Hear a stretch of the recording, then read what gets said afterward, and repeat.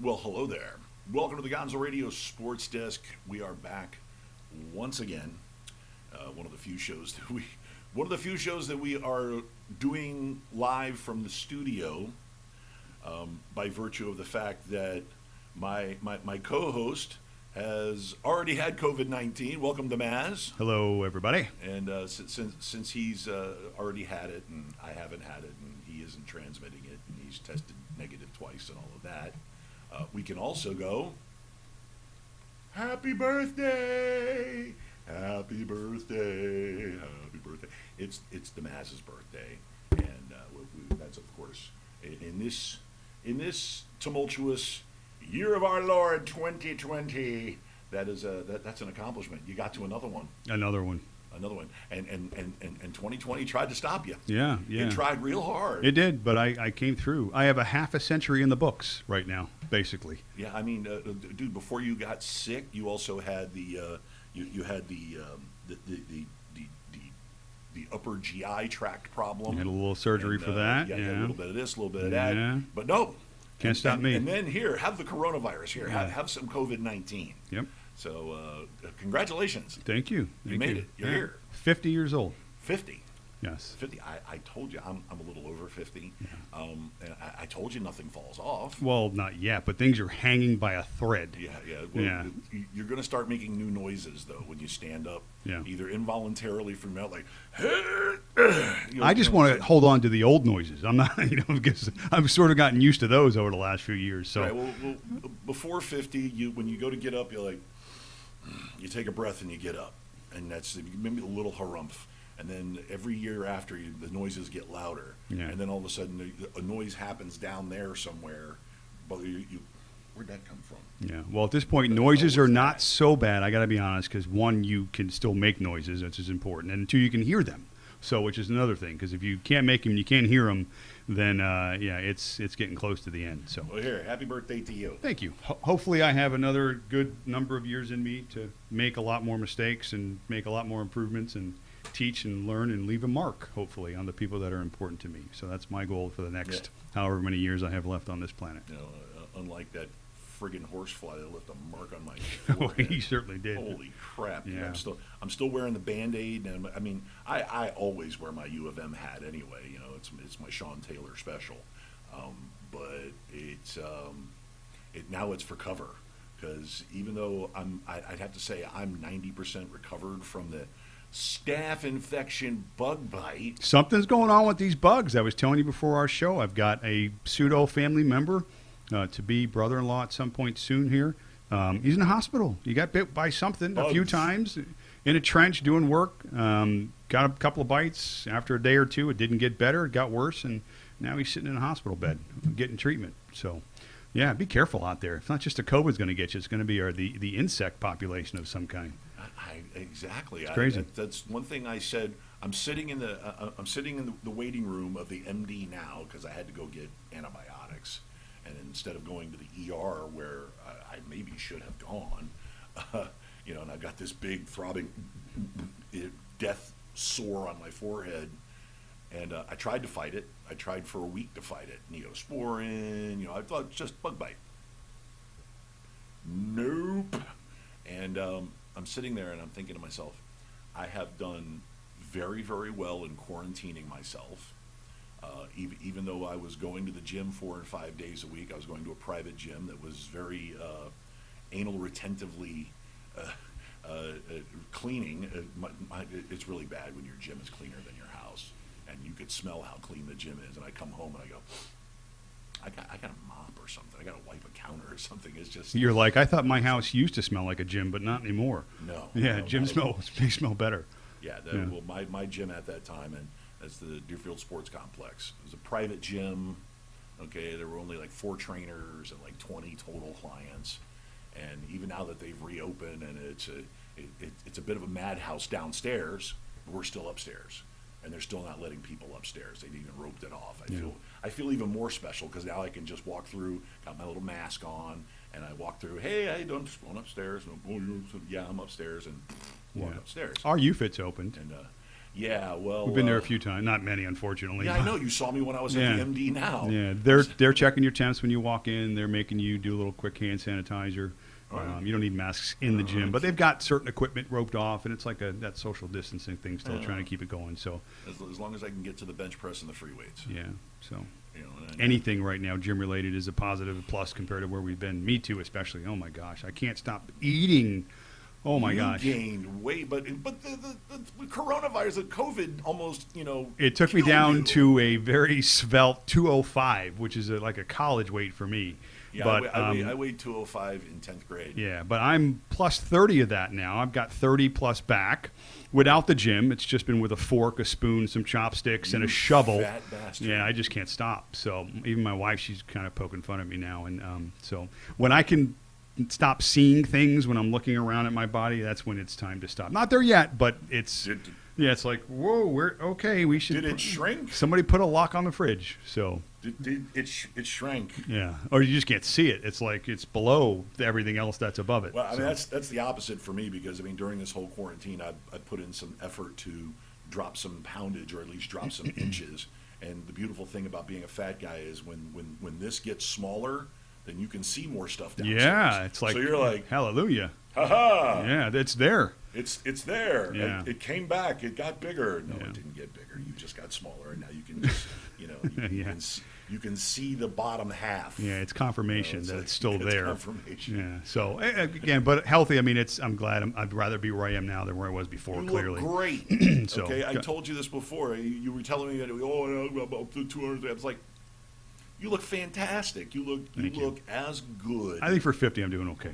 Right. Well, hey, listen, you look as good or better than you did when we were working, and you were filling out your jacket across the shoulders and all of that, and you were a little swollen. When you were swole at work, you were at 230. You were a My heaviest was 265 a few years back. That Yeah. was with a little help, though. Yeah, with a little help. But yeah, those days are gone. Although I'm not too sure. They call that wellness now. Yeah, exactly. You were doing it for wellness purposes. Yeah, I guess I was. So Well, that and a that and a 205-pound floor host really doesn't get a lot of initial respect. Yeah. You have to be able to give a physical presence. Yeah. Excuse me. unless you're a ninja, like when we have, you Yeah. can jump on the back of your neck, jump your back, and perform a now illegal move, according to a lot of organizations across the country. He would just choke your ass out. So it was quick. He is 165 pounds Yeah. of thunder and lightning. I'll Yeah, give him that. it was quick. Yes, we miss everybody at work. For those Yes. of you for the few of you that happen to be retained here and watching us, I believe Jake Papalardo is probably watching us. Jake, we miss you, buddy. Jake. Yeah, we miss all the guys, really. Oh my God. Yeah, not the building and not necessarily some other aspects of the building, but certainly a lot of the people that are in there. We sorely miss them. I like the smoke. Num num num num num. You're 8% of the reason why that building is so unsafe with all the Why? cigars. Because the DJ booth turns into the Dragon's Cave. Yes, it's and like smoke comes billowing out every 10 minutes. Yes, yeah, that yes. guilty. You personally have cut about 4 months off my life. It keeps people away. Yeah. It keeps people away. Yeah. Contrary to popular belief, DJs really don't like to play requests, especially when you have a playlist that, you have a format that's kind of curated by management and they pay attention. If you try to play something that's fun or anything like that, they go, you hear it on the walkie-talkie. The hell is this? It's like, it's a fun song. Yeah. No fun songs. There's a lot of critics. I get a lot of fun requests. Yeah, a lot of critics in the crowd sometimes. Yeah, well, fortunately for you, hopefully for you, is when this newness or new environment we can get back to work again, you may have a sheet of plexiglass that may protect you from all this nonsense. That would be kind of cool, I think. Steel. Yeah, well, barbed wire. Yeah. Like drunk guys care about a piece of plexi. Yeah. Hey, man. But I tell you, well, They'll be tapping on your glass. I've got a little step here. The entryway's got like one big step, and a lot of people like to step up on that step and go, "Hey, man, hey, you got any Meek Mill? You play some hip hop?" Or my favorites. My favorites are middle-aged or older dudes who come up and ask for some obscure blues instrumentalist. Okay, when they've been sitting there for over an hour listening to me playing dance music and pop music and pop hip hop music, pretty much our format. Right. Okay, maybe an occasional rock song. Okay, I like playing rock songs because there's no Nicki Minaj or Pitbull in them yet. But they come up and they're like, "Hey, you wouldn't take any requests, would you?" And I'm like, "Oh, here we go. Okay, so what John Bonamassa, obscure, 60-year-old blues guitar player, generally a white guy, do you want me to play? I can just hear it now." And then they back it up with no offer of money. Of course not. No offer of money. No. But their offer is a new friendship. No. Their offer is they know the manager. They know the owner. I'm a friend of Jack's. I'm a friend. And then Jack, come here. You know that guy over there? And or whichever manager, they're like, "Not really. Why?" Says he's your friend. He's a good friend of yours. We have a lot of friends in there that aren't our friends. A lot of friends. A lot of friends. But yet you see them out in public, they're not your friend. Oh yeah. No. You definitely can't approach anybody in public because God forbid you may expose whatever it is that you're not supposed to expose. Dude, I got that for the longest time. Okay, for the longest time. I mean, before you got there, we're talking about like 95 to 2000, 2001, kind of a golden age for clubs in South Florida. And, kind of doing the rock star thing, living the life. I was going to concerts all the time. I was going to ball games, all the sports, all the ball games. College at U of M, I had UM season tickets. We were having a great time. But I was constantly running into customers that come into the club. Constantly. And the first thing that I learned was backstory. And I would use every sports bar around the club as a point of reference. "Hey, what's going on, Tommy? Hey, how you doing? Hey, oh, this is my wife. Hey, nice to meet you. Yeah, no, we used to hang out at the Greenbrier together a long time ago. Or I DJ at the Greenbrier. I saw him over there the other day. He's like, "Yeah, the Greenbrier. Yeah." So I've grown very, very adept at not outing guys like that. I like to experience their fear until you come out and clear it and make it okay. Because you can see their demeanor. It's like if they were a turtle, like arms, feet, head in the shell, waiting to peek out and see if it's okay to come out again. That sort of behavior is what I usually get. But I usually don't approach anyone if I see somebody out. I let them either come to me they come to me. Or it's kind of the, one of those, like, hey, done that before a lot, too. That sort of thing. So done that a lot before, yeah, it's usually not, "Hey, Johnny, how you been?" He's sitting there with his three kids, and I know it's not for me to. Yeah, I've grown adept at deflecting that. I don't need to tell the truth. See, and we were talking about sports because I was at a Dolphin game. Yeah, we got sports in there, didn't we? Game. Yeah, we got sports talk. Speaking of football, wow, we're just plowing through. Like, there's really going to be a football season this year. We hope. And the first domino has fallen. The Hall of Fame game and the ceremonies and all the hoopla surrounding it. My Steelers. Something on my football bucket list, by the way. Something I would love to do is spend that weekend in Canton, Ohio. But it's been canceled. Yeah. The Hall of Fame game is... That would have been Steelers-Cowboys. Yeah. Well, I'm sure you were looking forward to that. I'm looking forward to any football at this point. But, yeah, that would have been something. I mean, again, starters are in there for about a play. But still, it's football. It's something we're all desperate for. A play. The first series. Yeah, they come out. Comes out, hands the ball off 3 times. Yeah. Thank you. They don't even let them run through the tunnel. They kind of do like a brisk walk. But listen. Don't get hurt. Ben Roethlisberger isn't seeing more than 2 series in the 3rd preseason game, and then back to the bubble wrap. Yeah. Because unlike yourself, oh hey, that would only make sense that people text message me when they know I'm doing a sports Maybe they're show, just right? checking on you, seeing how you're feeling. Let's see if they're telling me that something is wrong. Well, at 40, what is Ben now? 39, I think, or 40. The elbow injury last year, that's kind of a big deal.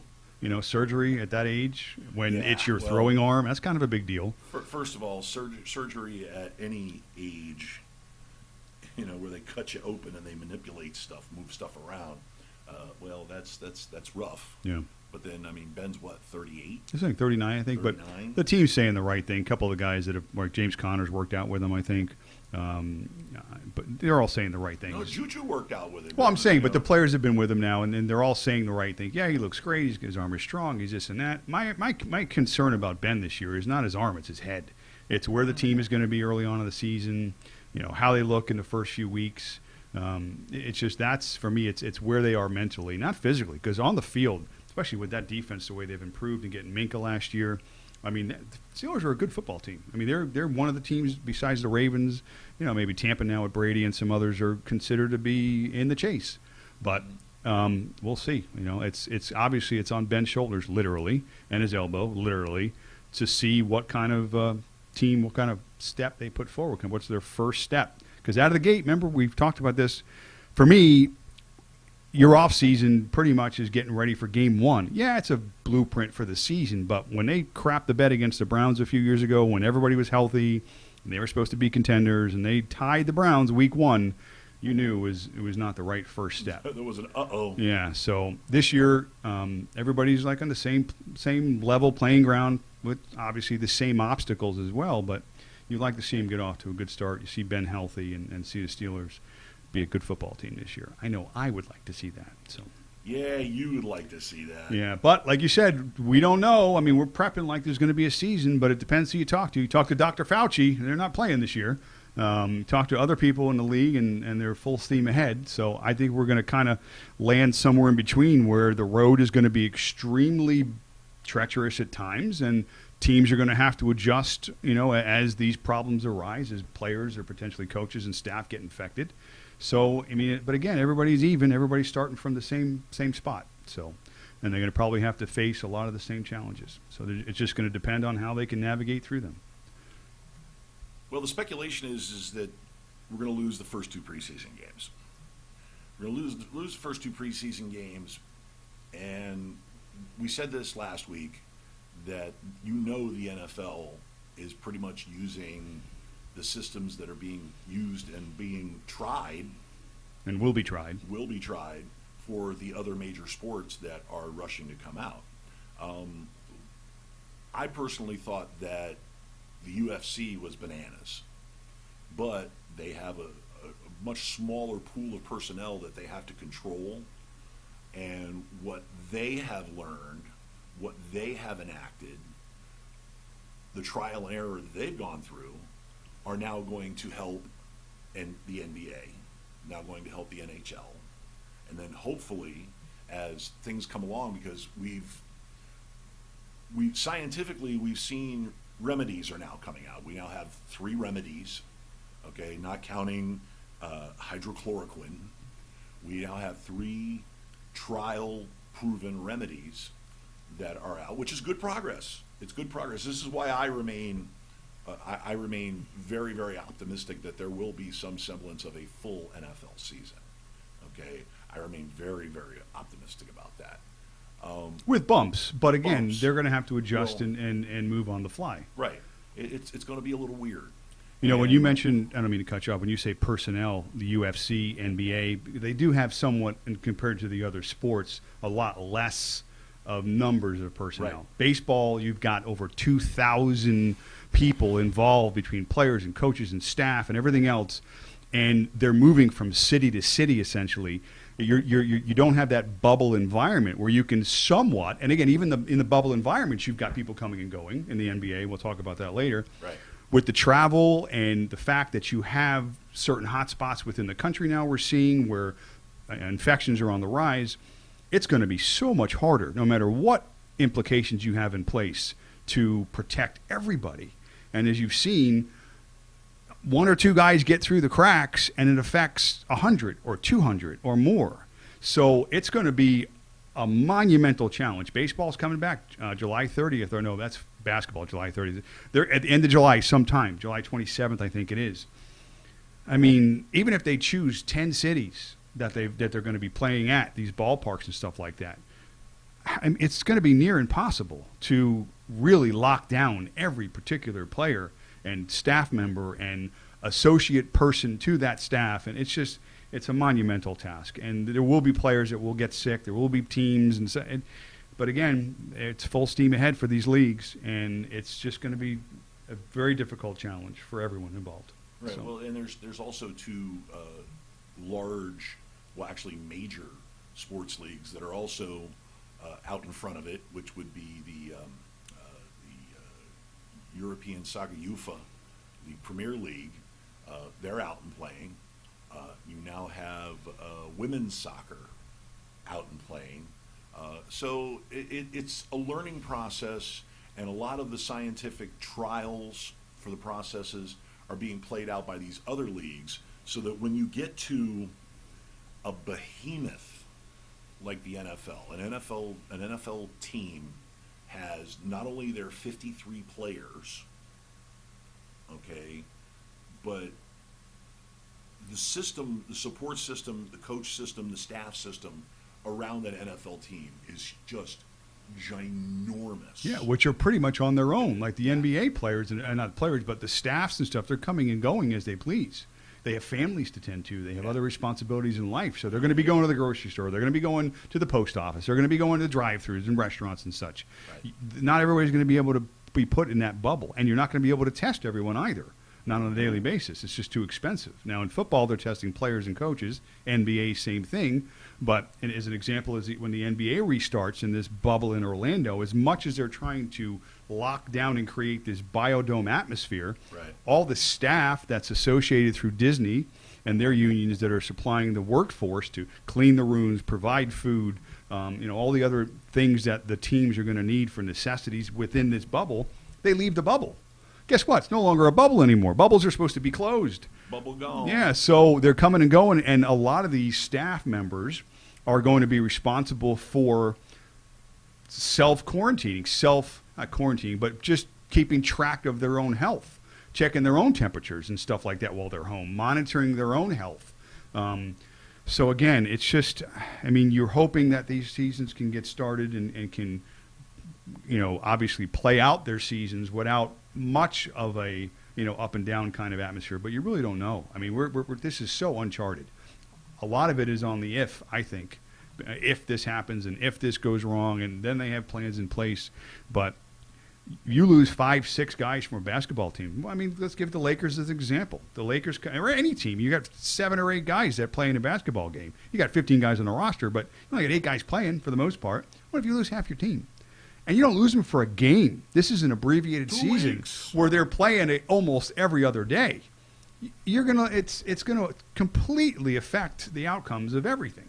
So it's going to be challenging, and hopefully there's a way to kind of limit the exposure, and they can get as much of it as they possibly can without too much havoc and too much mess. And again, the worst case side of it is you got people that are still dying from COVID.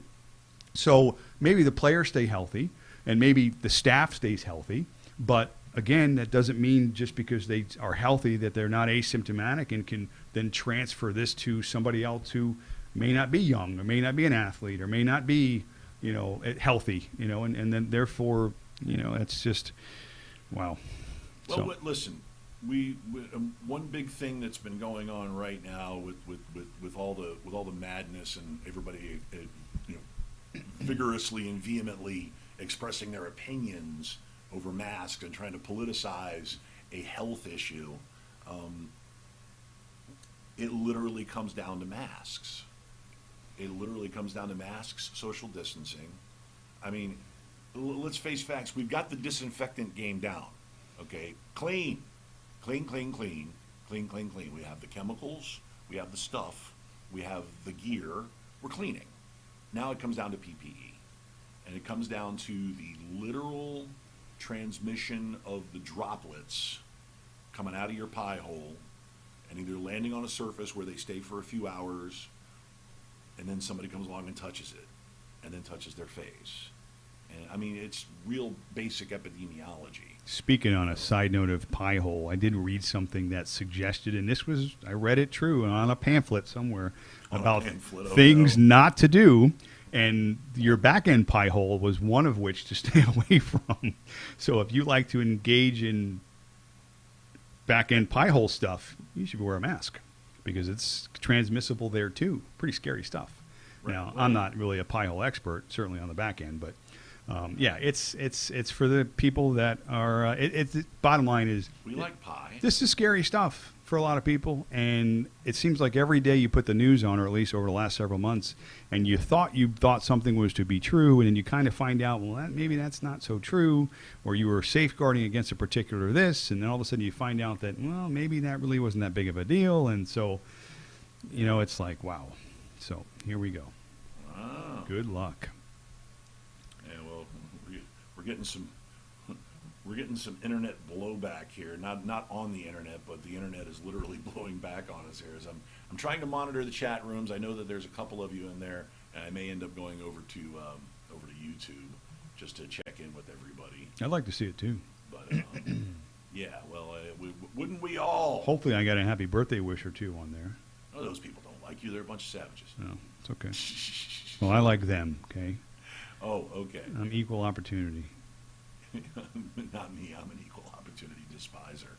So, with all of that big, huge 15-minute preamble that we just did, with the conditions of dealing with this virus and the reality of it in our lives, at least for the foreseeable future, we have been pragmatic about the start of the NFL season. Mm-hmm. We're still preparing for fantasy football season, even though I might be broke.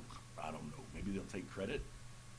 But the season is coming, and we're going to continue to conduct ourselves in such a manner. And one thing that we're doing for you fantasy football nuts out there, which, by the way, big shout out to Nick Masick. Nick is a stand-up comic who is also a fantasy football aficionado, and he had contacted me about doing a fantasy football show, and I said, we already have one of those. Would you like to come on? And we may have him on. Okay. But looking forward to that. They've been running their own little stand-up comic league for a little while, and I was like, well, that's funny. They invited me, so maybe you and I will have a partnership. Yeah, we'll see. Get in there a little sure. bit. Considering that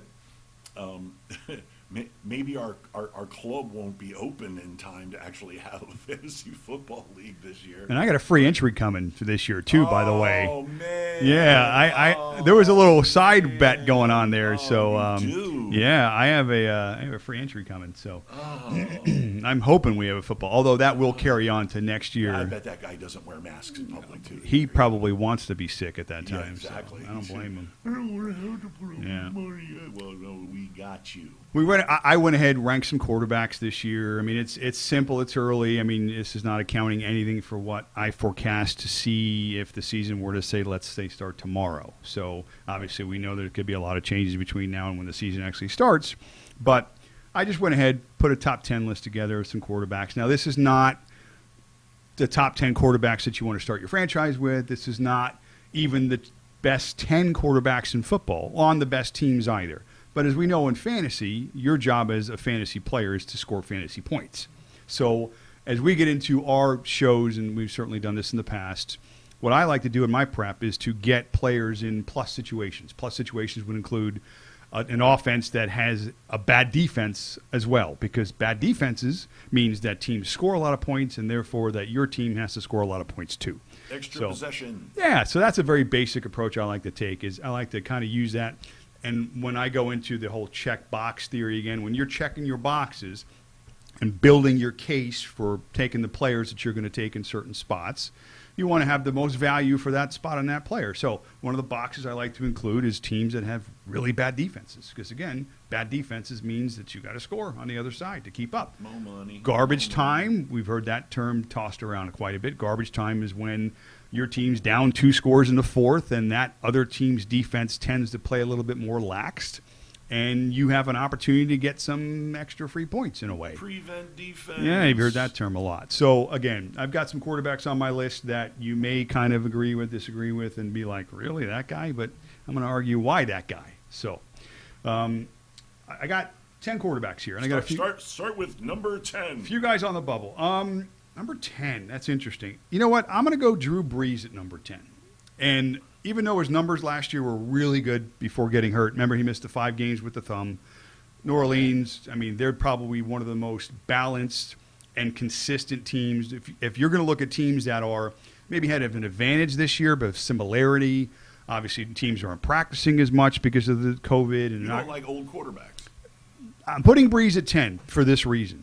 Obviously, he's getting up there. Okay, he's had the injury last year. He had a big year last year before he got hurt. Threw for almost 3,000 yards despite missing 5 games. 27 touchdowns, 4 picks. Okay, phenomenal year by any. That's a 16-game season good year. 27 touchdowns, 4 picks. But the Saints are balanced. They play good defense.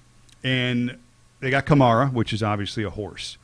And I think when they were really good 2 years ago, they were balanced on offense. They had Ingram, they had Kamara. They were, I don't want to say a run-first team, but just a balanced football team. And I think that Smart's thing would be for them to not have to put Brees in a situation where he's going to have to throw the ball 40 times a game. So, again, when you're looking for opportunities, if you're going to limit your quarterback's opportunities, you're going to therefore limit his production no matter how good of a quarterback he is. So when I'm checking boxes for quarterbacks that have to check all my boxes, Brees is still an elite talent, elite offense, good receivers. Michael Thomas doesn't drop a ball, okay? But I just think their approach is going to be one that's going to be a little bit more conservative. They've got a good defense as well. So good defense, a little bit more conservative. Again, not putting Brees in a position where he can possibly even get hurt again because they limit the opportunities of him falling back in the pocket. He's not going to get hit as much as well. I just have him just outside that bubble of the guys that are going to really kind of put your team in an advantage in the quarterback position. Now, listen, Brees is going to be taken early in terms of quarterbacks. I agree with that for most leagues. I just don't agree with that pick in terms of philosophy. So don't be that guy that takes Brees in the 5th round or in the 6th round of your drafts this year once you see Mahomes go and Jackson go and maybe even – Don't panic. Yeah, just and we'll get into approach in terms of position. I like to call it like point separation when we get to that point, you know, when we start to get a little further into the analysis and values and stuff in the draft. So, okay. Well, let's address the elephant in the room with concerns to the New Orleans Saints. God forbid Drew Brees gets hurt. How does the New Orleans game plan? Because remember, a lot of leagues use team QB, right? Not just individual quarterback, right? How does the New Orleans game plan change with Jameis Winston under center? Again, it's just going to depend upon how well Jameis picks up the offense in time. Again, remember, he's not going to have a lot of opportunity to get a lot of first-team reps.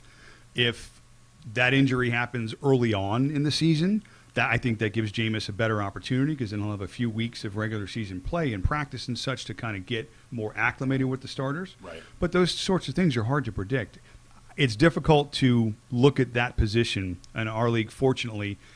That sort of rule, I think, protects you because if your quarterback gets hurt during the game, then obviously you lose points at that position in that game, and that week is in jeopardy. Right. So it's difficult. That's why I approve. I totally agree. It's difficult to assess a strategy based upon that formula, though, because you're not looking at your quarterback position necessarily and looking at them from a team perspective. You're looking at it just as that player's performance. So maybe as you're taking your backup quarterbacks, that's something to consider in our league, that you're looking at more of the team environment. If the team has a good backup, and I do consider Jameis a good backup quarterback. Obviously, he threw for a lot of yards and touchdowns last year, a lot of picks too, but still. There's an advantage there. That would kind of, if you're creating an additional box in that team quarterback position, right, then the Saints would get that box checked. because they do have that second-tier quarterback. Quality depth. Yeah, the Cowboys, another example, picking up Andy Dalton, because obviously with Dak, and I've got him maybe a little bit higher ranked than most, you're checking that team box too, because you got a capable, viable backup quarterback that can definitely have some experience and can play. Okay, well let's get on to number 9. I got Ben at number 9. Okay, Big Ben. now there's some skepticism here. We talked about the age. We talked about the fact that I think they've somewhat kind of maybe underperformed in the last several years based upon the talent level. But he still has a big arm. They still can move the football. Now, our defense is very good and getting better. So maybe they also take somewhat of the same approach that I mentioned about how the Saints will approach Breeze. They're not going to maybe want to put Ben in situations where everything is on his shoulders. But he still has the ability to be a top 10 quarterback in this league. And with Juju and other pieces, James Washington, a solid running game, great offensive line, just a balanced team.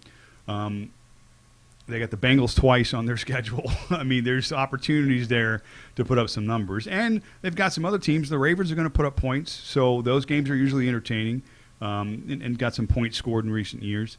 So, again, with Ben's pedigree, his history, his ability to throw the football downfield, and, again, for the ability for the Steelers to score points, it wasn't too far removed. He threw for almost 5,000 yards. So he has an opportunity to get inside that top 10. I got him at number 9. Okay. So, number 8, Matty Ice. I got Matty Ice there. The Falcons, for me, are one of the teams that are the hardest to prognosticate just in general. Last year, halfway through the season, they were like, 2-7? They were terrible. Yep. They were calling for the head coach's job. Well, it's because their defense was just They were bad on offense, too. sieve. The knock on Julio Jones was he catches everything but can't get in the end zone. Obviously, Devontae Freeman now being gone. They just were bad. But second half of the year, boy, they turned it on, and they showed everybody that they still have a little bit something left in the tank. So, again, his pedigree, he's a 4,000-yard guy. You can pencil it in. He's a guy that's going to get you 25-plus touchdowns. You can pencil it in. It's just going to depend upon basically what the Falcons look like and how they're going to perform through the year. And, again, he's established. They're a veteran team. Their pieces are in place. They're solid. And, again, he's a guy you can pencil in. He may not be your elite quarterback that's going to win you a championship, but he's a guy that once that quarterback run starts to go and you haven't gotten those, in your eyes, top 5, 6, 7, 8 quarterbacks, you can go get Matty Ice 14th round, 13th round, and feel okay about that. Right. Well, I mean, listen, some of the knocks is that he lost Hooper. Hooper went to Cleveland? Yeah. Yeah, Hooper went to Cleveland. Yeah. But they replaced him with Hayden Hurst, who was wildly underutilized in Baltimore. Yes, he was. And that's because the whole complexion of that offense changed with Lamar and their running style. And when Hayden Hurst came out, he was hyped as, being huge.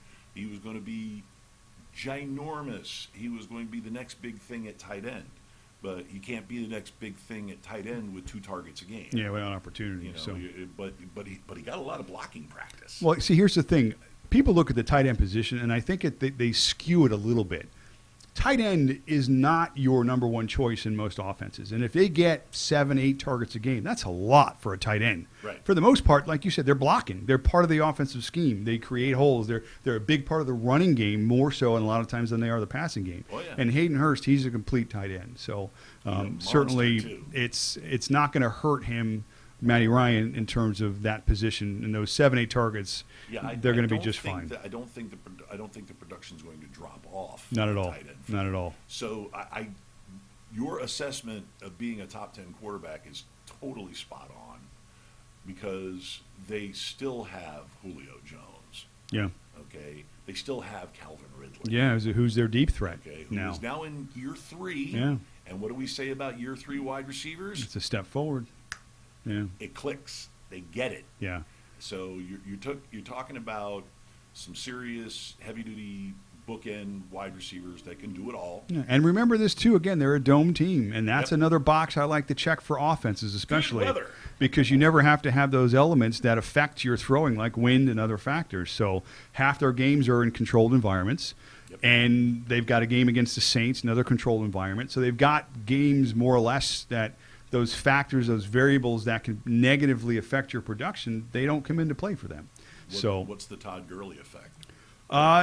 Again, if he's healthy or if he can contribute on some level, then it's a positive. Experienced guy that can hit the hole. I think he's still, I don't know, maybe an elite runner, but can certainly be an integral part of any offense. So I think they're plus this year for the Falcons, based, again, on how they performed second half of the year last year. I mean, they Right. really were. They were a top 5 team down the stretch last year. Right. Well, Ito Smith, who would be the RB2 in that situation. Yeah. He also developed into a pretty solid back as far as all around skill set. Yeah. Because the big thing with him when he was suddenly thrust into the spotlight, Get some big games. Ryan was getting killed by blitzes because the kid was a rookie and he had no idea how to pick up a blitz. Yeah, there'll be some He improvement got better there. as the season went on. And you see most teams over the last several years have gone to that 2 and 3 back lineup And where that's the reason why Gurley could be very effective. yeah. So again, Matty Ice has got me at number 8. I think based on pedigree, based upon who they are as the Falcons, and the fact that they do they do score a lot of points. Generally, they're usually in the top 5 or 6 in the league in points scored. Mm-hmm. If you're scoring points, you're putting up yards, you're getting numbers, and that's what you want in fantasy football. Ding, So. ding, ding, ding. Number 7. People don't like this guy. They like to discredit him. His own team won't even pay him. I like Dak this year. Well, wait, they are paying him. They're He's franchising him. I get $4 million this year. But that's only because that's what a guy in that position. That's at least like. Not They- love, but they- that's like. They haven't come to terms with this guy in almost 2 years now for a contract, okay? It's almost been 2. They've been doing this for 2 years, all right, trying to get this guy signed. Yeah, well, Now, whatever side you fall on, Kirk Cousins. pro that's player, what I'd say, there's a lot of Kirk quarterbacks Cousins. that got signed a lot. Jared Goff got a huge contract, too. Right. Was the highest paid quarterback, and how's that turning out right now? Right, but Cousins went with 3 franchise tags or two franchise tags. He one transition, 2 franchises. Yeah, yeah. Okay. Kirk Cousins was the highest paid quarterback in the NFL 2 years in a row by virtue of Franchise his tags. franchise I tag. understand that. But So Kirk's got nothing to cry about there. Right. But Okay, again, and when you're yes, on, he does like that. when you're on a franchise tag, you run the risk, possibly because the football contracts aren't guaranteed. Right. If Dak catches one in the knee and he gets a devastating injury, he doesn't get the benefit of that front end money he would have got guaranteed on a 5 or 6 year deal. He also doesn't get any sort of, protection. Yeah. In some way towards that contract. Yeah. So it's a risk for Dak. And if anything, like I said, if you look across the landscape, quarterbacks, Tannehill got a contract. All right. Now, I don't put Dak and Tannehill in the same sentence. I was going to say, but Tannehill's contract was for like $24 million, $25 million. Agree. Not comparing monies, but I'm comparing commitment. Right. And when you have a quarterback that is supposed to be your franchise quarterback, Right. you need to treat him like he's your franchise quarterback. Consistency is the model. So, okay, that aside, contract aside, I got Dak at 7, okay? He threw for 5,000 yards last year. 30 touchdowns, 11 picks, okay? Ran for almost 300 yards. He had the 3rd highest quarterback rating in football last year. Yeah, listen, all you need to know, speaking of value, okay, is Dak Prescott a $35 million a year quarterback? Is Kirk Cousins a $35 million a year quarterback? I would have to say that Prescott is closer to that standard than Kirk Cousins. I agree with that. You know, now Kirk Cousins may have a genius for an agent, Yeah. okay, and Minnesota's finding out that, you know, Kirk's got good qualities and he's a leader and he does a pretty good job. How'd you But- like that? Yeah, He screams but- into the tunnel. Yeah. And he likes cashing that check, though. But here's the thing, and we're seeing this. It's getting more and more difficult to pay these quarterbacks that sort of money, and I think that's been the Cowboys' trepidation towards this. Yeah. It's because even though maybe at that time, The Cowboys won a 5-year contract. You would figure because, you know, Prescott's position is he essentially wants 4 years at $35 million a year. it was as high as 37 and 38 I Right. was seeing. But he would take, I'm telling you right now, he would take a 4-1-40 and you guarantee $100 million of it. Yeah. Okay, he'd take it. Sure he would. I'm sure he would. A shot. But the problems with these contracts, just from the player's perspective, is they look at what they're going to make this year. But then on a 5-year deal, when they're getting paid maybe that same amount year 5, they're looking at that being below even what the average quarterback's going to make at that time. Yeah, well, they front-end load it. Yeah, because the market increases, and obviously the caps are increasing, and until the next player agreement comes in, they don't know where that's going to be at. So even though they may be the highest paid quarterback now, maybe as even early as next year, they're 4th and 5th on the list. So it's an ego sort of thing in a way, too, I think. But again, these players have to understand in the NFL, without these guaranteed contracts, that if they can get a boatload of that money up front, which is what he would do in a situation like this, I think maybe as much as half of that money, if whatever the terms are, 4 and 130 or 5 and 160, whatever it's going to be, half that money is going to be in his pocket the day he signs the contract. How do you put yourself in a position where you can walk away with something like that for maybe an extra $20 million? Again, spread out over a period of 5 years. That's not even guaranteed. Well, I think that's what the strategy is. From the player's perspective. Yeah. But more so the agents. And I think the agents, and we've talked about this before, have misled some of these players. But that's a whole different topic. It's like 5%. Dak's a guy. $50 million. Listen, in terms of production, I got him at number 7, 5,000 yards last year. Obviously, they added CeeDee Lamb. The offense and the offensive line, top 3, 4.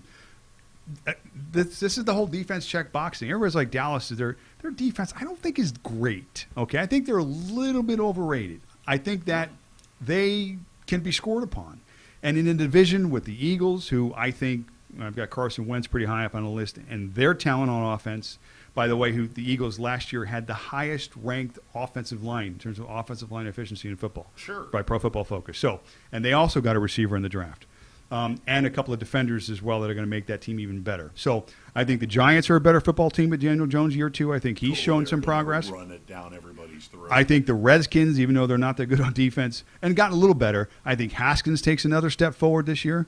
So now the Redskins' defense is good and getting better. They have Chase Young. They're now. a good defense and getting With better. Montez Sweat. So that's a division that's gotten stronger, and I think is going to put up some points. So again, Dallas. You know they can put up points on offense. I think they're going to have to continue to do that this year. And I got Dak at number 7 this year. So, all right, then. Number 6. Man, it hurt me to put him in the list, but I have to. Aaron Rodgers. Okay. The guy is still one of the top 2, 3 talented quarterbacks in football. Yep. Okay, that's not the argument here. And Devin Funches is going to save the day in Green Bay. Like we talked about, there's a lot of noise in that locker room. There's a lot of problems in that locker room. They took the quarterback love, and we've debated that back and forth.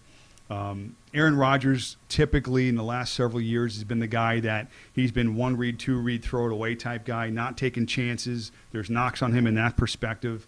They're still a great football team. They're still a good offense. They've got a better defense. And maybe he's got something to prove this year. Okay, maybe he does. But on the numbers alone last year, 26 touchdowns, 4 picks. Okay, that's a pretty good spread, right? For only 4 interceptions. Yeah. Doesn't take a lot of chances. Doesn't throw the ball downfield as much as they would like. Well, he had 1 wide receiver worth of crap. No, it hasn't changed. It hasn't changed. I don't care how cool the name Geronimo Allison is. Really. It was still him and 1 wide receiver. I will pull up. Adams, this is a number from last year. The Packers last year were 7-1 on games that were 1 score or less. Now I can tell because they ran the ball down your throat. But I can tell you this, that's probably an anomaly. It's difficult to be 7-1 in games where you're only separated by a score. So I think you've got some regression in that sense. They played the Lions twice. Yeah, but the Lions are better this year too. So from that perspective, overall, obviously the Packers are going to win games this year. They're probably a playoff team, even though I've said I don't think that they're going to make the playoffs. I think it's going to be a house of cards at some point. The talent is there. The pedigree is there. The big arm can make all the throws. Will put up points at spots. There'll be the 4 or 5 games where the Packers are scoring 35 points, and that's Aaron Rodgers is obviously going to put up numbers in those games. But I just don't have him ahead of some of the other guys I've got on the list that I think more consistently are going to put up big numbers this year. Well, okay, tangential to this. Okay, once again, the elephant in the Green Bay room is why didn't you draft a wide receiver? Exactly. Why is Devin Funches going to be the guy? Yeah. I think the situation is played out right now. Right now, there are 2 wide receivers with troubled pasts that have proven themselves to be elite level talents. One of them being Antonio Brown, the other one being Josh Gordon. Okay, I think the addition of either one of those guys to that Green Bay lineup would help. Okay, will be a huge help. More so Brown, I think, right, because he's been closer to the league more recently. Right. And when he did play, his body of work, I mean, for 2 or 3 years, he was the best receiver in football. And he's finally getting mental health. Josh Gordon, I don't think was ever at that level. Josh Gordon was a freak, and he had some spots where he was really, really good. But the target, in my opinion, is more Antonio Brown. So, yeah, you're right. If an Antonio Brown landed in Green Bay, then his stock and that team's stock goes up as well, as long as Antonio Brown can contribute. Right. Well, both of those guys, wherever they end up landing, wherever they do end up, they will be landing on deals where the team can cut them immediately if they have a problem. I'm sure. I'm going to mention a quarterback a little later on that I love that I would like to see Antonio Brown go to, but we'll get there. Next, 5. Number 5. Top 5. Tom Brady. Okay. Okay. We've argued it. People are going to argue it. I'm not going to argue. Until it gets on the field and we can see what goes on. And, again, he's a vampire. The naysayers of his arm strength and this and that. Vampire. Arm strength's not a problem. Tom can still make all the throws, okay? Last year, he was only at 6.6 yards per attempt last year. It's near the bottom of the league, okay? Yeah. But, again, he was throwing to a 5'8" slot guy and a myriad of other guys that were trying to get open. So, without separation and without a need to, because remember, the Patriots ran the ball pretty well last year, too. Yep. He only had 5 running backs. He wasn't necessarily called upon to have to chuck the ball downfield, okay, necessarily. Now, field conditions, check boxes, weather, be a little easier throwing the ball at Tampa than I think in December than it's going to be throwing at Foxborough in December, okay? So that's one difference there. But the biggest difference is just offense.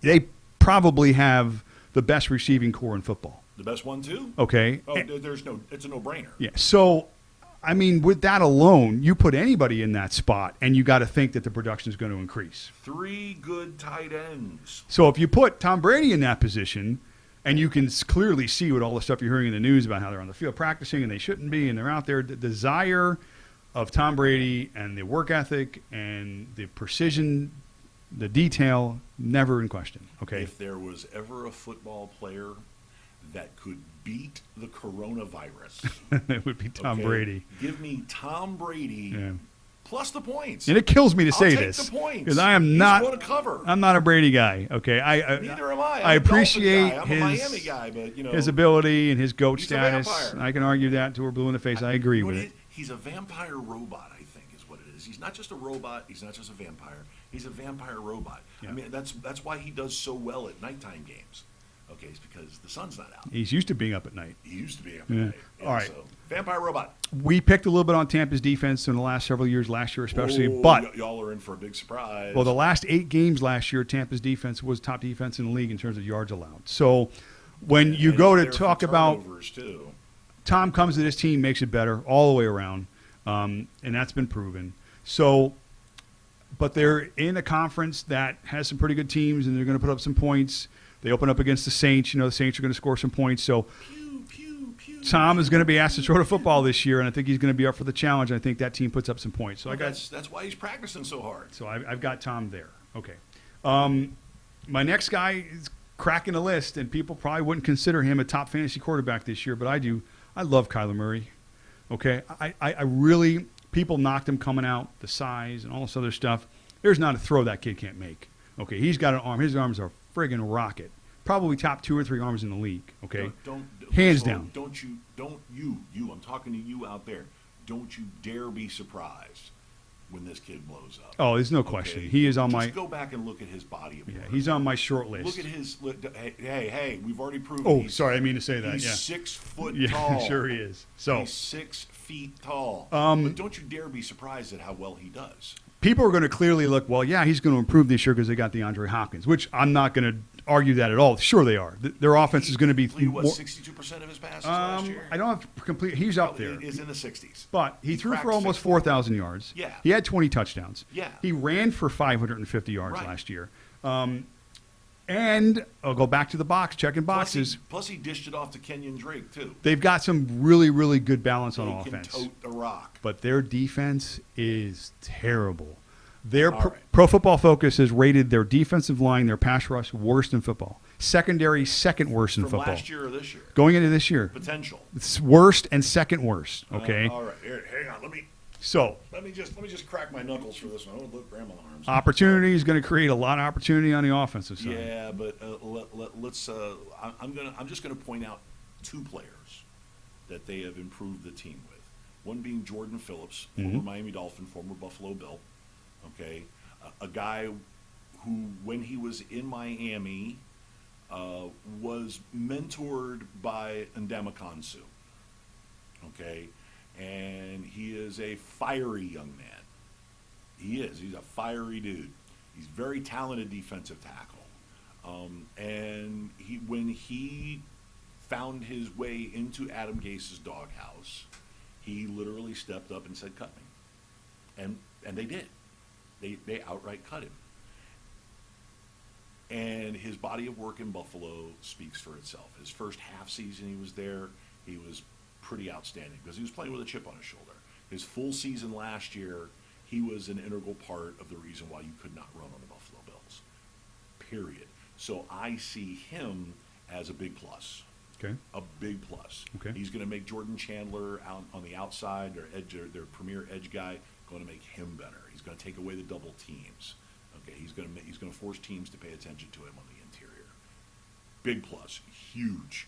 You're going to see that impact. And then Isaiah Simmons is going to be a B-E-A-S-T beast. So having two guys in the middle of the defense, and Simmons being a guy who can run a 4.3 40 at 230 pounds and can go sideline to sideline, okay, if young man makes the jump, which everybody's expecting him to, that defense is going to be vastly improved. Now, vastly improved from 31st. Yeah, it's tough to get into the top 10. 15th. Yeah, and listen, I'm not going to argue it because I agree with those. With the addition of those two players, that defense will be better.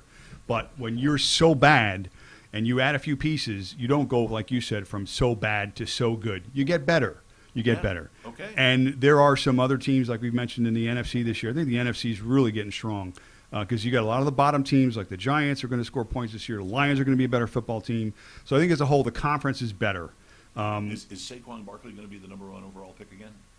In drafts overall? Yeah. Honestly, probably. I haven't really looked at that from that perspective in terms of where guys are going yet. We're breaking down the positions. Barkley's still going to be, yeah, because their defense is bad too. But, all right, so back to the list. Really high on Kyler Murray this year.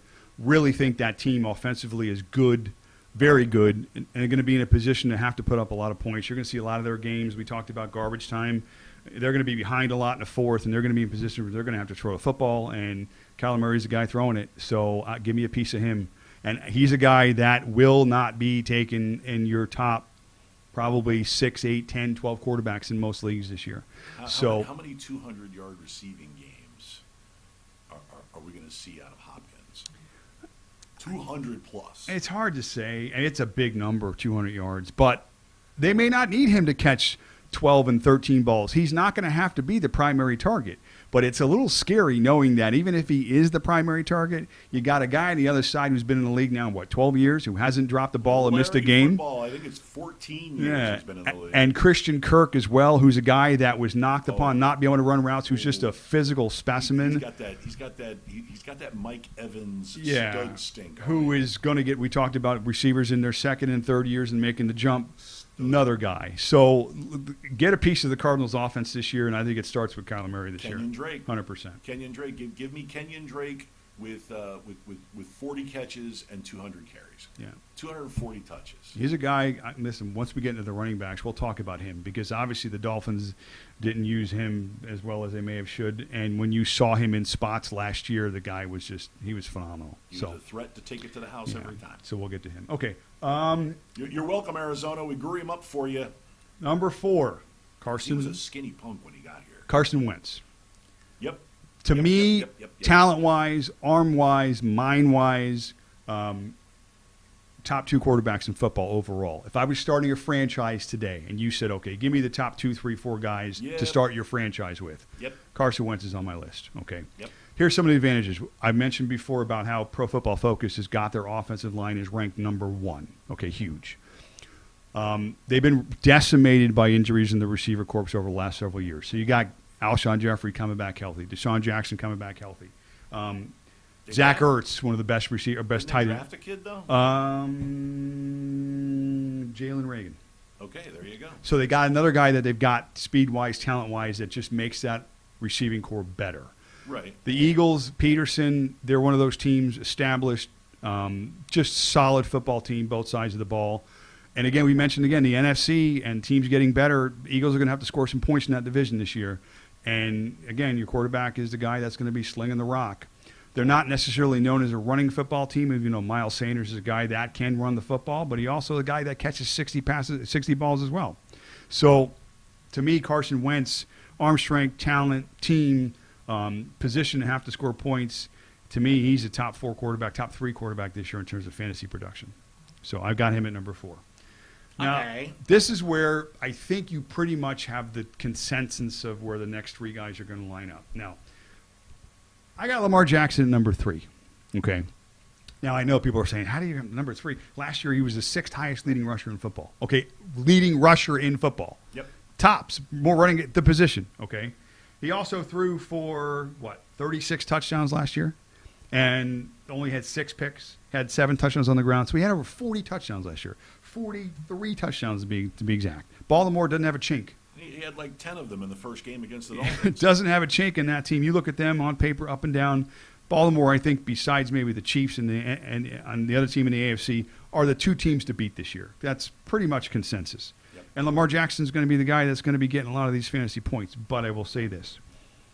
As good as Lamar Jackson is and as good as everybody assumes he's going to take the next step, I just think that when you see anomalies in football, and last year with those numbers being as eye-popping as they were. Prolific. Teams adjust, okay? And you may not be able to stop Lamar Jackson. I'm not even going to suggest that. And, again, like I mentioned, the Ravens are still going to be 12, 13-win team this year. Right. But I just think when you have adjustments made on the other side, when teams have got something on you, they can exploit it. And then it creates you to make adjustments. And I'm not so concerned about Baltimore not being able to make those adjustments as a team, but maybe a little bit more concerned about how Lamar can make those adjustments as a player. Right. Well, okay. Last year in his second year, let's remember it was his second year. Remember his first year, okay, he sent Joe Flacco packing. Flacco got hurt, came back, he was healthy, he didn't even have a sniff of the field. Okay, so last year, I have to debunk this idea that teams are going to adjust from last year to this year, because I think last year teams adjusted. They saw what was coming. They saw his body of work through, 13 games last year? Yeah. Okay, they saw that he was definitely a running quarterback. They saw that he had some zip to his fastball. Okay, and they knew that he was going to make progress. And I think what you had, the situation was that he made that next step, and his next step mitigated the league's adjustment, because everybody's got film, everybody saw, and everybody can even speculate that this is what he's going to be able to do. And as the season went on, you saw some of the adjustments, like when Cleveland beat them. Okay, when Cleveland beat them and they held him to mortal numbers. Right. The one thing that Cleveland did was they rushed 6. And when they rushed 6, there was no stunt. It was just a straight wall rush. Keep him in the pocket, pick your poison. And Cleveland picked their poison, and they beat Baltimore. Yeah. They picked their poison. And when the Steelers beat them, they picked their poison. They rushed 5 and 6. They kept him in the pocket. They didn't. The only time that he ever got away was he slipped through a crack in the rush. The thing about the Ravens, though, and their offensive scheme is you're not really afraid of their receivers. I mean, yeah, they've got the deep threat, but still, you're not with Hollywood Brown. You're not really game planning against the receivers as much as you're trying to stop Lamar. And I think when you have all that focus on one player, I think at times you can get to that player. Now, fantasy is a body of work. You can't really necessarily draft a player in a certain position based upon matchups or week-to-week stuff. You're looking at total numbers. You're looking at what's this guy going to give me for the year. And listen, it's hard to put holes in Lamar's game, and I'm not doing that. I mean, if I'm starting to franchise, Lamar's on the short list, okay? And in fantasy production, if you're number 3 at the end of the year, I mean, you've had a phenomenal year. And he'll have that year this year, assuming everything stays in place. But, again, I'm just saying when all of the pressure and all the focus is on you, and I think that's what Baltimore's offense is, okay? It's Lamar Jackson. It's not the Chiefs, where at any given week, Watkins can go off. Tyreek Hill can go off. Williams, a running back, can go off. Mahomes maybe has an off game, but yet they still put up 40. The Ravens' offense is not built like that, okay? And the defensively, still they're still a defensive team. Like I said, they're balanced on both sides of the ball, if not just as good in spots as the other on sides of the ball. So there are going to be scripts where it's not going to be necessarily on Lamar Jackson to have to do some of the things that he did last year. That were the anomalies that you just don't see, and I think it's going to be difficult to see again. So, again, when I throw around these terms like regression, coming back to the means, it's going to be very difficult, in my opinion, for Lamar to throw for 36 touchdowns, rush for 7, run for 1,200 yards, throw for 30. It's just that's not going to be the new norm in the NFL. It's just, especially given everything that we're going to be facing this year especially. Okay. So, again, third on the list is not a bad place to be, but I got 2 guys ahead of him. So, number 2, Russell Wilson. I can't listen. If I had a poster in my room of a football player, it'd be Russell Wilson. Well, now I know what to get you for Christmas. I mean, what else can you say about a guy that doesn't get enough credit, doesn't get enough support in terms of maybe talent at the receiver position, and even a running back for that matter? The focus is really never on him in terms of his production. But all the guy does is put up numbers year after year after year after year. And he does it with not a lot, but yet seems to make those guys into a lot. Okay? Tyler Lockett, 4th-round draft pick. The guy is a monster. Okay? DK Metcalf, another guy who nobody thought can run a route. 2nd-round monster. Monster. He just does it year after year. 31 touchdowns last year, 5 interceptions. Quietly ran for 340 yards last year. Since his coming into the league, he is the 2nd highest rushing yards of any quarterback in football, okay? And the dude doesn't miss a game. Nope. So when people say, well, Lamar Jackson run's going to get hurt, quarterbacks that run get hurt, it doesn't happen to Russell Wilson. And a good part of that is because the kid's probably one of the smartest guys on the field always, at any position. So talent, good football team. Hot wife. They're just... The only little bit of a knock that I'm going to say on them is their offensive approach. He's only at 8 yards an attempt, okay? And that's on kind of the middle of the spectrum in terms of quarterbacks at yards per attempt. But I think with a little bit of a philosophy change, and they've mentioned this year for that offense, I think if they can get to open it up just a little bit, and like we mentioned, if they happen to land a guy like Antonio Brown, man, to me, I think Antonio Brown has an opportunity to work in Seattle, one, because of the environment that is in Seattle and because who you got leading that environment. But that would only make that offense even more dangerous. I'd like to see Antonio Brown go to Seattle, and if that does, listen, I may put Russell Wilson number 1. So I know people are going to say this, but now when I say this, maybe Mahomes, maybe Lamar Jackson, maybe even Carson Wentz at the end of the year has better numbers than these guys. But when we start getting into the meat of the draft and we start talking about where to take guys to get their most value, Russell Wilson's going to be 6th, 7th, probably 8th quarterback taken overall. And when you can get number 2 or number 3 overall production as the 8th quarterback taken in round 12, it's a steal. It's somewhat that can help you win your draft. So, and win your league. So, again, ranking these guys a little bit of, I don't want to say tongue-in-cheek, but again, we're not really putting these guys in the position in which we take them yet, but maybe necessarily in terms of where you could get them and what they're going to bring back to you for value in your draft and for your team. So I've got Russell Wilson, number 2. Number 1, I mean, there's only one guy left, the face of the NFL, Patrick Mahomes. Man, this kid and that team and Andy Reid, they're doing it. And we talked about it. They got a lot of ways to do it. They got a lot of weapons on offense. Is he going to be the first $40 million quarterback? Yeah, no question. Again, if the contracts play out the way they will and teams are able to sign the way they will. 5 years, $200 million. Yeah. I mean, with a lot of money in his pocket the day he signs, his numbers are eye-popping off the chart. Now, I will say this. Again, you talk about smart quarterbacks. When you look at Patrick Mahomes, I mean, he's not a Lamar Jackson quarterback, but he's got the athletic ability to be one. The kid can run all over the field. But he doesn't do it. He doesn't need to. He picks his spots. There are 10 quarterbacks last year that have more rushing yards than Patrick Mahomes. Have to. And I wouldn't have said that unless I looked at the numbers, okay? Some of the guys that have more rushing yards last year than Patrick Mahomes. I love this. Fitzpatrick. Okay, right now, again, you said he had to. Run for your life. The guy's 106 years old, okay? He's running for his life. Best beard in the league. You got Jameis Winston, who ran for more yards. Carson Wentz, who I'm sure athletically can run, but they don't want him to, ran for more yards than Patrick Mahomes. So you have what I want to control a controlled assassin back there in the pocket. That if he had to escape the pocket, he can. Can he break off a 30 or 40-yard run for a touchdown? Certainly, but doesn't need to. The guy just makes plays, dominates on the field, reads defenses, has so many weapons, and a great offensive scheme. I mean, it's Patrick Mahomes for me as number one. So well, and listen, that's a commonality of probably your entire top 5 is that they are guys that go out and they make it look like the game is slow to them.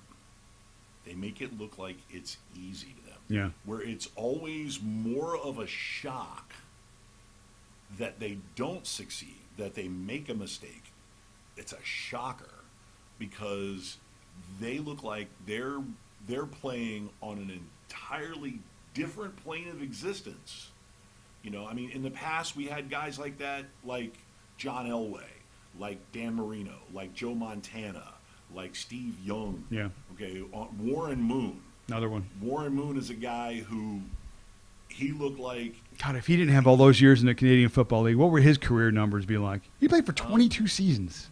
Yeah, oh yeah. Oh my God! In the NFL, Yeah, that's insane. And by the way, Patrick Mahomes didn't invent the no-look pass. That was Warren Moon. Yeah. Warren Moon is a guy who he had those 4 receivers spread across, and he had, was it Lorenzo White behind him at most of the time? Okay? And he is a guy who could drop back, take a 7-step drop, and he could look over here, and the minute he sees the safety take a step, fling it 40 yards the other way without even looking. he's over here to Haywood Jeffries, okay? Or he's throwing the swing to White, you know, or the release pass to White. He's covered, but he's always looking the safety. He controls the safety with his eyes. And he was, people marveled. They were like, did he even look? Did he even look? Yeah, one of the greats. You hear Warren Moon. Cricky and Trumpy on the play-by-play. He wasn't even looking. That was Warren Moon. Yeah. Okay, but Patrick Mahomes didn't invent that. Yeah. Warren Moon did. But anyway, I digress. That's okay. That's a good digression right there. So okay. That's the list. That's the quarterbacks. Again, when we get closer to the draft, once we break down all the positions, you know, obviously it's not just about knowing who's going to put up the most stats. It comes down to stuff like point differential, which we'll get into. I mean, the differences between maybe the 5th and 10th quarterback, even though it's 5 spots of separation, it could be 5 rounds of separation that mean the difference. You may get that 5th best quarterback in the 8th round and be perfectly okay with getting the 10th rated quarterback in the 12th round, because in terms of their point differential and value is where they land in the draft and how they help your team and such. That's the important parts of where you win and lose your leagues. And we'll get into that Crazy as we but get true. closer. So, yes, we got a lot to go through. We just hope we get there. We hope that we get closer to getting a cure for this COVID, better treatments available, less trepidation and fear. The remedies, the therapeutic remedies, okay, once again, I will repeat this over and over because it's how it went with influenza. Okay, a lot of people don't understand that influenza A, influenza B, they still ran rampant until the middle 50s before we had this full spectrum vaccine, and all it was an antibody vaccine. All it did was boost your immune system against the influenza. Okay, that crap ran rampant. Killed tens of thousands of people. But the thing that came before that where the kind of like with the common cold. Common cold used to kill people. The Sure. rhinovirus Yeah. used to kill the crap out of people. Okay, and I'm not equivocating this new virus, which which they call it a novel coronavirus. The novelty is they've never seen it before because it came from an animal, but we will have to come up with the therapeutics, the remedies. Sure. You're going to have to see. You're going to have to see, instead of Theraflu or Tamiflu, you're going to have to see Robitussin C19. Okay, Yeah. you're going to have. I'm serious. Yeah, and if though. anything, it's going to Okay? create an environment of where you feel more secure if you did get COVID. Right. Like you're saying, it's comfortability, easeability, putting people's minds at ease to know that Yeah, at well, least the- they the have a big- chance. The big freak out is well, first of all, there's still a lot that's unknown about this, or it continues to keep showing itself in different ways, and it affects people differently, different people in different ways. So you don't have, you have very few commonalities. Okay, what is it? It's high fever, dry cough, body aches. Okay, and immediately you're thinking, oh, I've got bronchitis or I've got the flu. Okay, but then it irritates and inflames your arterial system, your cardiovascular system, Yeah. as you found out the hard way. Yeah. Okay, so what we're doing is, as we're learning as we go along, what we're learning is going to get us to the point where I believe in August sometime. Okay, which we've already got 3 remedies out right now. We've already got 3 therapeutics out, including remdesivir, okay, which is being mass-produced and distributed to the hardest-hit areas with the highest hospitalization rates, because they want people out of them hospitals, okay? You're going to get to that point in August where they're going to feel safe about putting players at risk, staff at risk, and fans at risk, because that remedy is going to be out there. That remedy is going to be out there. Forget the vaccine, okay? And once again, people who like to equivocate the flu. Oh, the flu does more damage. This flu kills more people, and well, so do cars, okay? But influenza doesn't have a vaccine; it has a flu shot. Okay, it's not a flu vaccine. No, it's a flu shot. Yeah, it just helps you kind of Not not die. get it so bad. Yeah. Helps you not die. Yeah. And I'm not trivializing the death rate. I'm not. Okay, only by virtue of the fact that I know a few people who've died from it. Okay, and it's sad but true. It's only been a few acquaintances, but I know these people. Yeah. These were good people. These were nice people. These are people that were nice to me, and nobody deserves to die because they went to work. Nobody deserves to die because they went to the swap meet or went to McDonald's. Nobody deserves to die, okay?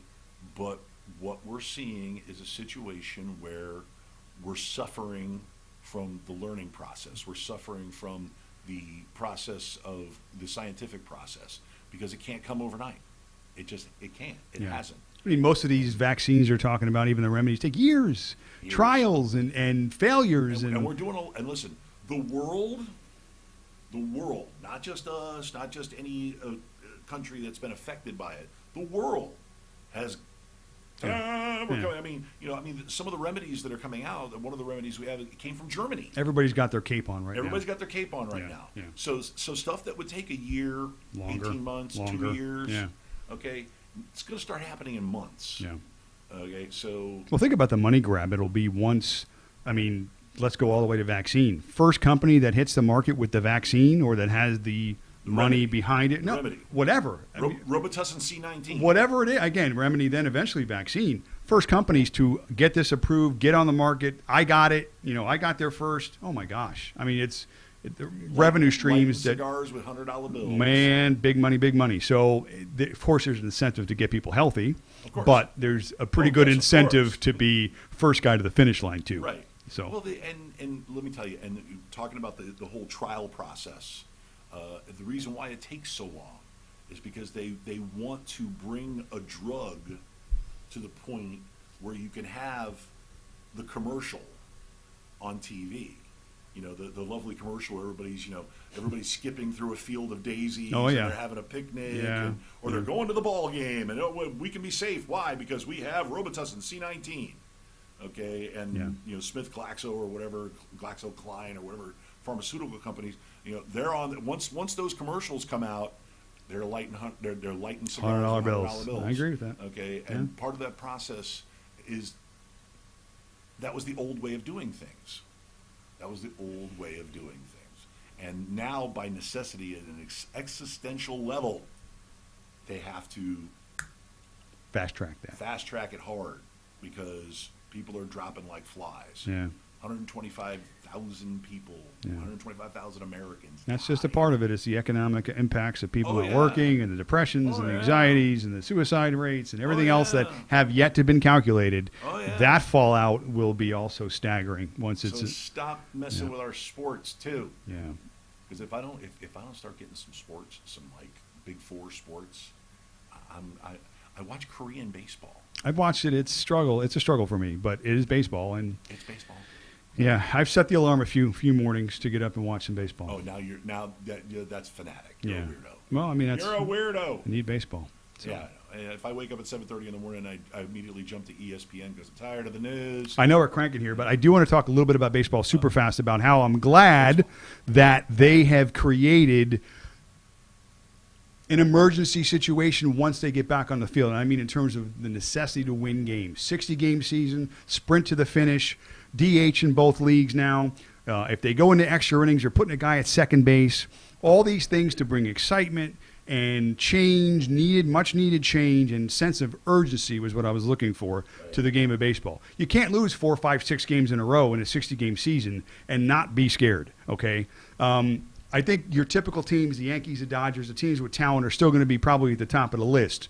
But like baseball and any sport, I mean, you can have a bad week. You got a bad week in a 60-game season, it's trouble.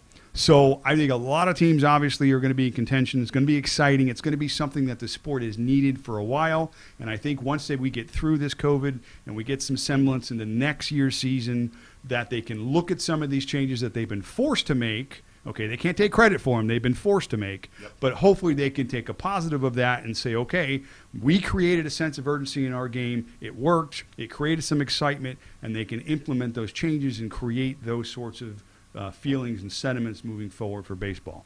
No. So I'm hoping that that's created in baseball. So we'll see. Rapid fire segue to NBA. NBA. They're putting together quite the experiment. Yeah. Well, again, 8 games before the playoffs start, just to kind of get seedings in order. I don't think you're going to be much attention to the teams that are near the top of the list, the teams that are fighting for a spot, certainly. I don't think the hierarchy changes in basketball. To me, it's still the Lakers, it's still the Clippers, it's still the Bucks. Maybe the Bucks more so because they were so good on the road. They didn't have, the NBA home road splits are huge. I mean, teams that are play at home, 85, 90% win percentages, and they could be a 50% team on the road. And that's acceptable. That's okay. The Bucks this year were just as good on the road as they were at home. So whatever variables or whatever feelings that you got from playing at home, you don't have that now. You have no fans. So it's guys chirping at each other. It's guys getting on each other's cases face to face. It's almost going to be like a playground mentality. They're going to have a 7-second delay. You're going to need some toughness and again, there's going to be a lot of mother effers going on. Sickness withstanding and who plays and who doesn't. Talent alone, I think the Lakers have a huge advantage only because of the guys healthy and they've got older guys that were maybe you had knocks on them because they may have been playing a long season. Well, everybody's healthy now. Everybody's rested. Well, but you're starting. But they lost Avery Bradley. That's huge for the Lakers. That's what I was segueing huge. You're starting to lose some significant players who are opting to sit it out. Yeah. They're like, pass. My grandma lives with me. Pass. Yeah, well, his situation is he has a son that's immune compromised, 6-year-old son. Well, there you go. And he ain't going to risk that. I don't blame him. That. Yeah. So, again, that's a huge loss for them because even though he's not your 15-point-a-night guy, he's probably one of their best on-ball defenders. Right. And also is a dog, and LeBron likes his dogs. Right. Guy that can scrap it with you like the best of them. Right. That's a huge loss for them. Plus, he can hit a key 3. Yeah. So. Now they're talking about bringing J.R. Smith back, which again, as long as they don't make him in charge of the timeouts, they should be fine. But no. That being said, that would help. I mean, they need a guy like that. I mean, he can also knock down a three and can defend a little. Don't get me wrong. I love J.R. Smith. Okay, J.R. has done a metric crap ton of charity work and community work. Okay, and from what I understand, what I pieced together, he is a very sweet guy. He's a very down to earth guy. Yeah, I like JR. Okay. Yeah. But a lot of people also say, yeah, he's a little basic. He's a little basic. Listen. He's, but you know what? No, you don't have to be a rocket scientist to play basketball. You just got to be basketball smart. Have to be basketball smart. Yeah. And JR's body of work stands for itself, even with that one stupid timeout. Yeah. But I laugh because he's also been a flashpoint for various kerfuffles and incidences and socialization problems in the various teams that he's worked with and played for. But JR is fine by me. JR would be a fine replacement. Yeah, I agree. Okay. I agree. So here's my question. LeBron James comes down with the COVID. I mean, he gets it. He gets the symptoms. He is out for 3 weeks. He gets sick for a week, like you got sick for 2 weeks. Okay. Now, granted, he's going to have the very best medical care. Okay. It's the time that's the issue. It's Right. the 2-week mandatory quarantine. No matter how good you feel or Right. how much you rebound, Right. you don't play for an entire round. And they're done. They're Right, done. but he's a guy that will get the remdesivir injection. Oh, sure. He will get the oxygen, and he will have an entire cutting edge high tech hospital bedroom in his house. Health is not the Okay? question. He is going to be able to if anybody has the highest percentage chance of recovering from the nastiest version of this virus, it would be him. Okay. He's got the money, the technology, he has got the physicality, he has got the health. But an He is- asymptomatic test Right. that just says he has it but doesn't feel bad Sit your big behind still down keeps for him 2 off the weeks. court for 2 Yep. weeks. So, and that's a wrap. So you can't take the best player in the league and certainly the best player on your team and expect that team to go anywhere in the playoffs. If I was him, I'd get it on purpose. Oh, Now. gosh. Oh, gosh. Now. Yeah? Now. Get the 2 weeks out of the way. Get the antibodies. Get the 2 weeks out of the way. And it's over. I would get it now. I would. It's Especially interesting. if I was him. It's If I was interesting. big, healthy, rich. I would set all the doctors up. I'd say, Inject me with COVID. not even inject me with COVID. If I was him, I'd go out and find somebody who was positive. I'd be like, here's $500,000. Give me a kiss on the mouth. Yeah, sign this disclaimer and we're good. Wow, awkward. Yeah, well, I'm a weirdo like that. But Cool. I would try. I would to just get get it. breathed on, but not kissed. I know, but I would try to get it. I would if I were him. If I were any other multi-millionaire super athlete. Okay, I mean, even though he is responsible to his children, he is responsible to a Yeah. whole litany of people. Yeah. There is the LeBron economy. Okay, I would somehow, some way. Oh, oops! I tested positive. I'm gonna sit out for 2 weeks. Now I'm gonna have a doctor come check on me twice a day.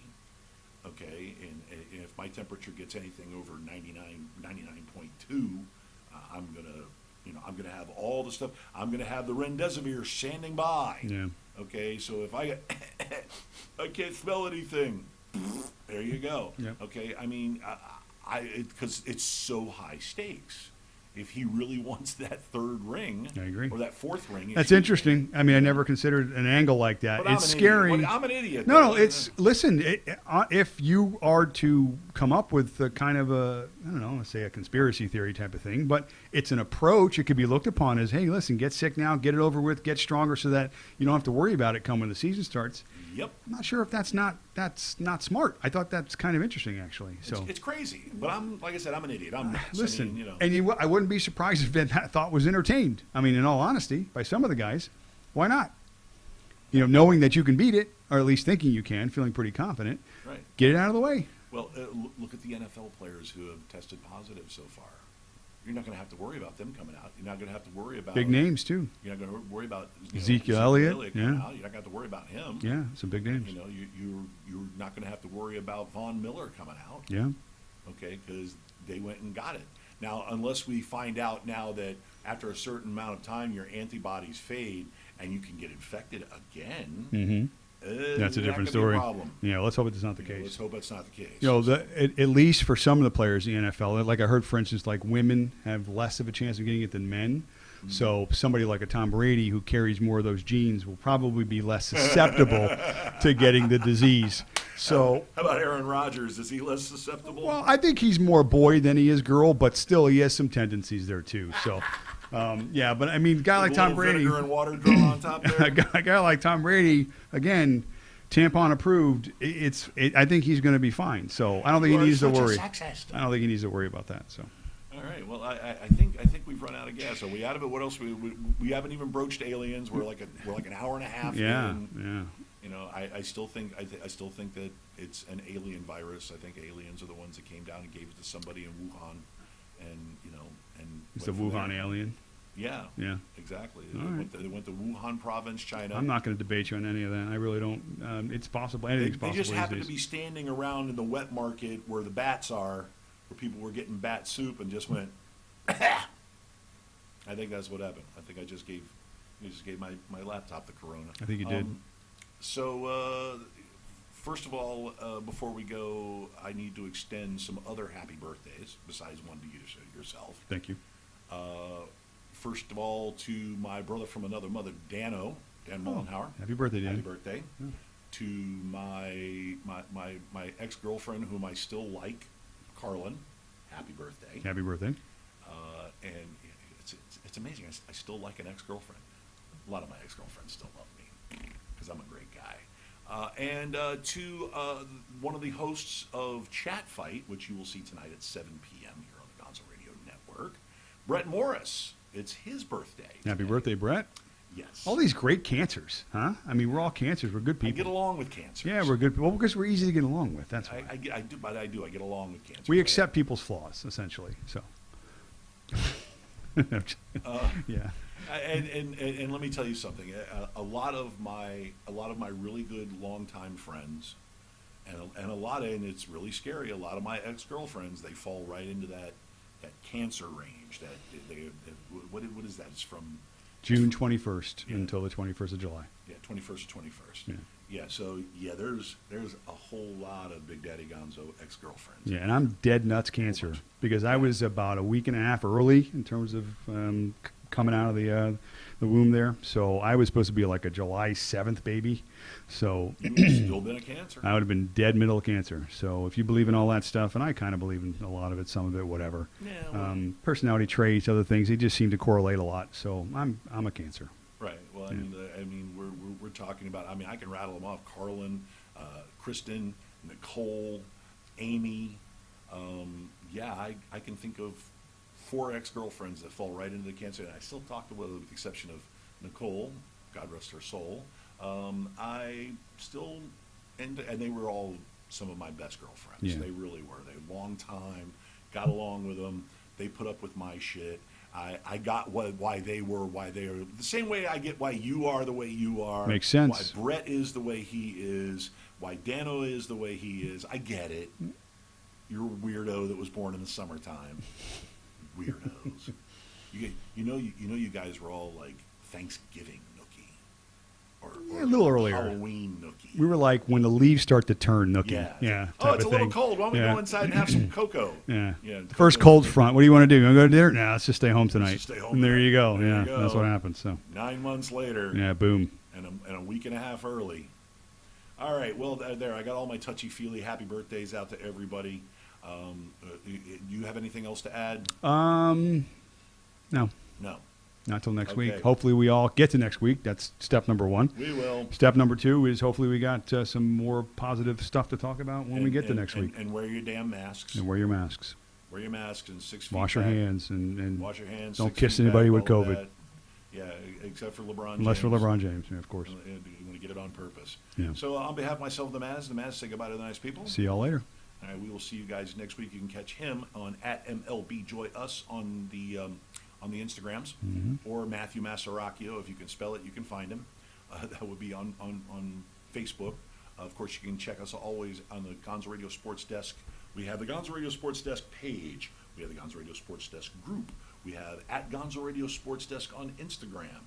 And I talk about sports all the time myself. So just search Gonzo Radio or here on the Gonzo Radio Network at www.gonzoradionetwork.com. I think that's my entire call to action. So we'll see you guys next week, where we'll have a little more. We'll have a little better, a little clearer picture as to how things are working out. Even though it will be the 5th of July, we will be recovering from hopefully a very sedate 4th of July. I don't think there'll be much going on. I hope not. Yeah, beaches are closed again in Miami, and we already saw what happened with Memorial Day. Yeah. So, everybody chill, cool your jets. You got out to play. Now let's everybody stay home and let things calm down. Yeah, good and idea. Watch the Gonzo, the entire galaxy of the Gonzo Radio stars that are coming at you tonight. Of course, Chat Fight at 7, Cocktail Hour at 9, Gonzo Radio Show at 8 o'clock. Or excuse me, Blame Girl at 7, Gonzo Radio Show at 9 tomorrow night, and the Problematic Podcast, which I don't know whether they're going to go live or not Tuesday night. I'm going to have to check. So yeah, that's all of that. That's all the shameless plugging and self-promotion. Thanks a lot. We'll see you guys here 11 a.m. next week. Bye. Oh, hey, that's you.